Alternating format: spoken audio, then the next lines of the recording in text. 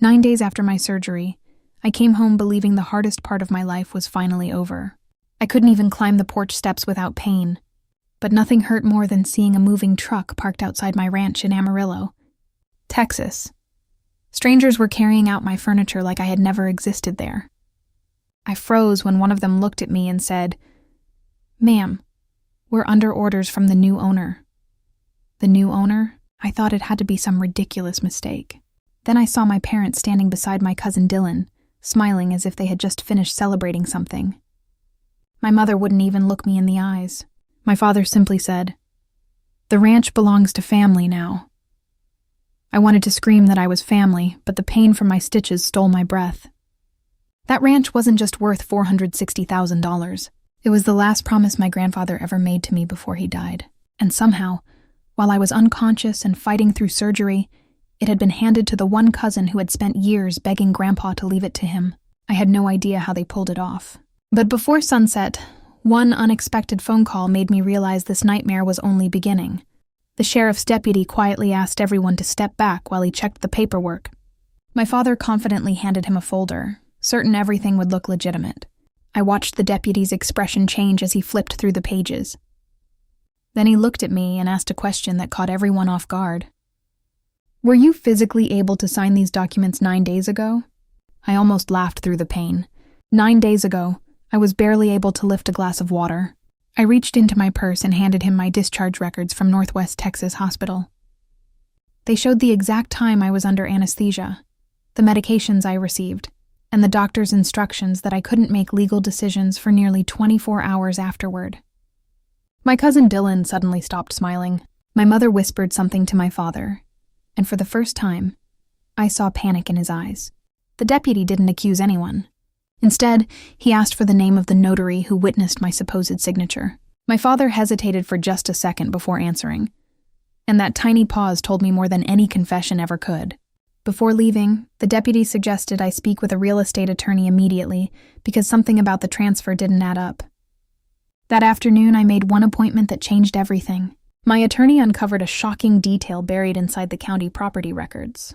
The ranch hadn't simply been transferred to my cousin. It had been used as collateral for a private loan only 3 hours after the ownership changed, and suddenly I realized this had never been about keeping the ranch in the family at all. Within 48 hours, my attorney discovered something even worse. The private lender wasn't a bank at all. It was a company secretly owned by Dylan's father-in-law, which meant my parents had never intended for my cousin to keep the ranch. The entire transfer had been staged to secure cash before anyone questioned the paperwork. The money had already been wired into 3 different accounts, including one belonging to my father's struggling construction business. Suddenly, every piece fit together. They hadn't betrayed me because they loved Dylan more. They had used him because they were desperate to cover years of hidden debt. But their biggest mistake wasn't forging my signature, it was forgetting my grandfather. A month before he passed away, Grandpa had insisted on recording every meeting with his estate attorney. My lawyer requested those archived recordings, expecting little more than routine conversations. Instead, we found a video where Grandpa looked directly at the attorney and clearly explained why the ranch could never be transferred by anyone except me, even if another family member claimed to have power of attorney. He specifically mentioned that he no longer trusted certain relatives with financial decisions. My attorney smiled for the first time since taking my case. That recording didn't just challenge the transfer. It completely destroyed the legal foundation my parents had relied on. As the court scheduled an emergency hearing, Dylan began calling me nonstop, begging to meet in private. He claimed he had never known the full plan, but there was one question I couldn't stop asking myself. If he was truly innocent, why had he accepted the ranch without asking me once? The emergency hearing lasted less than 2 hours, but it ended years of lies. My attorney presented the hospital records, the forged transfer documents, the loan agreement, and finally my grandfather's recorded statement. One by one, every excuse my parents had prepared fell apart. The judge ruled that the transfer was legally invalid because I had been incapacitated during the supposed signing and because the documents contained multiple irregularities that could not be explained. Ownership of the ranch was immediately restored to me, while the court ordered a criminal investigation into the forged paperwork. I looked across the courtroom at my parents. They didn't look angry anymore. They looked exhausted. My father admitted they had been drowning in debt for years and believed selling my future was the only way to save their own. My mother quietly apologized, but there are some betrayals that no apology can erase.